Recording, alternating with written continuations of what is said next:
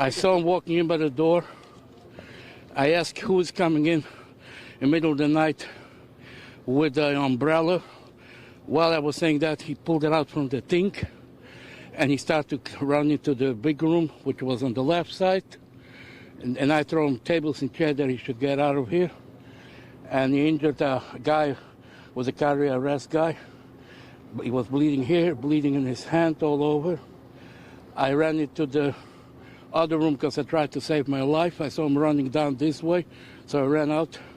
And two ladies came along with me. They're still hysterical. What time is now? I don't even know the time now. And they're still hysterical right now. And they said they catch them. I hope not like last time. They never catch the guy. Well, every day, this is Hanukkah. And every night when we light a candle, I wake up the next morning and found out there was another attack on Jews, whether it's in Brooklyn or even now. I'm at dinner, celebrating the seventh night of Hanukkah with my wife, and I get a phone call, and it's horrible. My parents were survivors of the concentration camps, and they told me how fearful it was to be Jews. And they always said, we can't let it happen again, but I'm scared that it's happening again. And again, to be a Jew now is very, very scary. I know friends of mine who are Orthodox Jews, they won't wear their yarmulkes in public anymore because they're afraid they're going to be attacked. No matter what religion you are, what's going on in this country is really unacceptable. And to go into 2020, where we're back to where we were in the 50s and the 40s, is pretty scary. The point is that many of the people perpetrating these acts of hate, there are no consequences. You read of an arrest, but you never read of the consequence. What happened to the person who committed the act? Almost nothing. And that's the problem. And political leaders, starting with the major political leaders, not anybody locally, they're doing their job, they work with the community, but the major figures, simple question, people want to know, what's the plan? What are we waiting for? First it was just verbal and okay. Now people are being murdered. Now people are being assaulted. Now people are being stabbed. So the governor should announce an emergency in the state of New York. I understand that there's no guarantee to get rid of hate, racism, anti-Semitism. But does anybody in this state or in the Jewish community really feel that anybody is really doing the job, really addressing the issues? Find me a person. I'm sick and tired of Jews asking me, is this pre-Nazi Germany? The 65-year-old man, again from New York, who got belted in the face as a effing Jew, then got stomped on the floor, okay?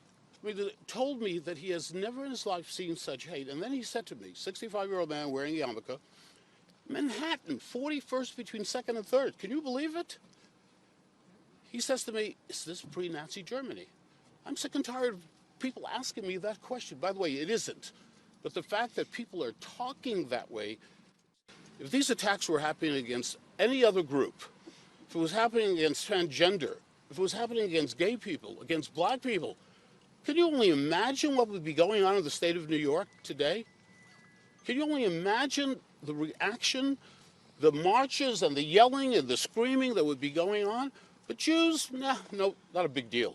What we're saying tonight is that we're saying in one collective voice that we have to be united against hate, that when we go up to Albany this legislative session, that anti-Semitism, regardless of what comes of tonight, that we are scared, we are terrified of what's happening in our community, and we have to have a systematic attack against hate. That means more funding to protect houses of worship.